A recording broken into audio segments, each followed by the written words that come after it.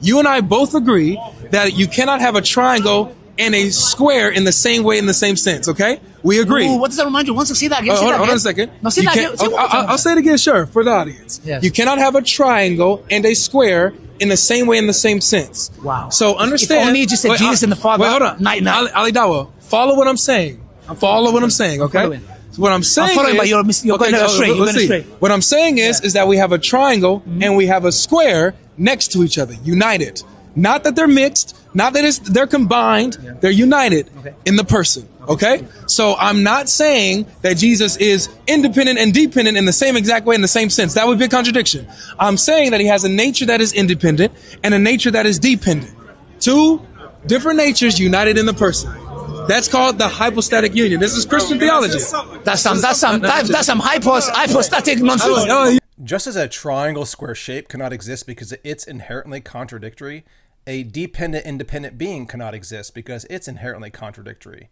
GodLogic and Ali Dawah agree here, but note logic's pivot and reformulation.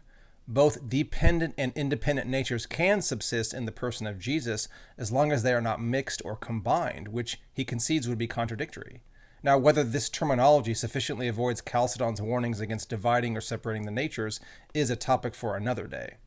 Again, as all hypostatic union advocates must assert, GodLogic is claiming that Jesus is independent concerning his divine nature and dependent concerning his human nature. But this is not sound reasoning, which Ali Dawah points out by calling it hypostatic nonsense. Because, according to the hypostatic union advocates, there are obvious occasions in Jesus' life where he is acting through different natures. Sometimes he acts through his divine nature when forgiving sin or performing miracles, and sometimes he acts through his human nature when sleeping, eating, growing in wisdom, etc. Principally, it's important to understand that a nature, as simply an abstract concept, doesn't act. Persons act by means of the nature they have. And a nature can't even exist by itself without a subject, a person, a hypostasis, to have that nature. In the case of Jesus, if you claim he has two natures, there must be an instantiation of the nature, i.e. they must be linked to his personhood, and not merely a universal abstract, a conceptual understanding of the natures. Here's where their logic derails. Once Jesus acts according to a specific nature, let's just say his divine one, and performs a miracle, the other nature necessarily becomes an abstraction, a universal kind of essence or kind, like a generic human nature, and no longer instantiated in the person of Jesus.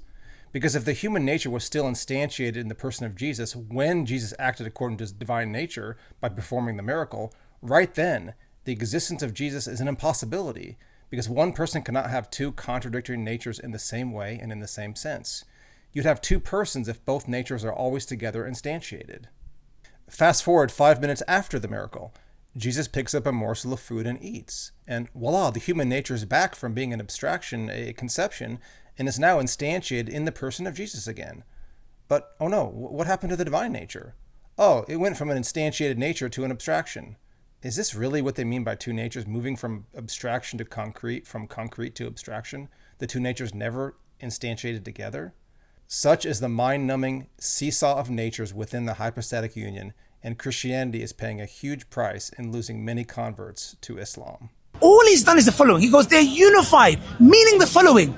Jesus is dependent. What did I say is dependent? Jesus is dependent. What did I say is dependent? And independent at the same time. What did I say is dependent? That's a contradiction, bro. Okay, so triangle square, impossible existence. It looks like we got to do this existence. So let me make my argument. Let me finish it. This is the reason why Tawheed in Islam makes sense. That's the reason why we have hundreds of Christians coming to Islam in this table. You know why? Because every time we ask a Christian, why did you leave Christianity? The first thing they say is not morality. Tawheed. You know what they say?